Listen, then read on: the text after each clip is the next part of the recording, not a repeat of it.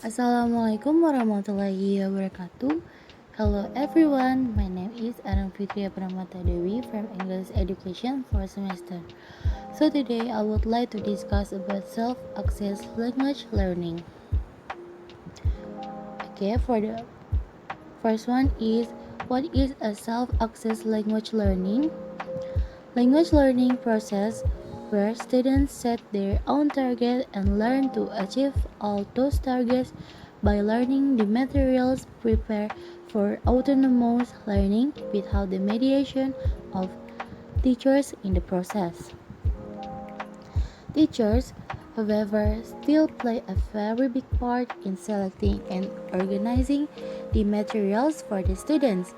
Teachers make the best self-access material designer as they know the needs of the students and the context they are in. Okay, material for self-access learning can be in the form of published language learning materials, authentic material, specially produced materials, and students' contribution to materials. Published language learning materials are the published materials available in the market designed for classroom learning. For example, like a book and grade readers. Authentic material is the kind of material which has produced not on the purpose of teaching the target language. It may be digital or print materials like magazines or newspaper. Specially produced materials are materials produced intentionally for the sake of self-access learning. Teachers are expected to produce thus in-house materials that will help students with the familiarity of the context. Lastly, is the material coming from students' contribution, where students are given the authority to give input, to produce materials with teachers or provide authentic materials. Using authentic materials is another option that teachers can do. The use of authentic materials in the ESL classrooms has been suggested a long time ago by experts. There are three reasons why authentic materials make effective and useful language tools. It motivates learners, it promotes acquisition, and it contributes to language immersion.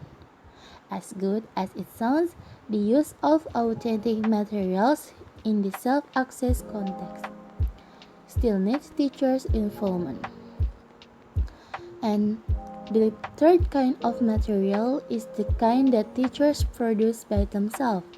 The advantage of using this type of material lies in the teacher's understanding of the context and the learner's needs, time of production, quality of the materials produced, and the quantity of the materials could become an issue in producing this type of materials.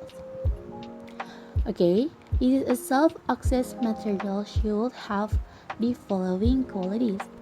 The first one is aims are clearly stated.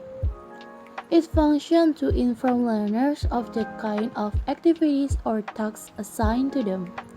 The second is use conversational language style and avoid using too much passive voices.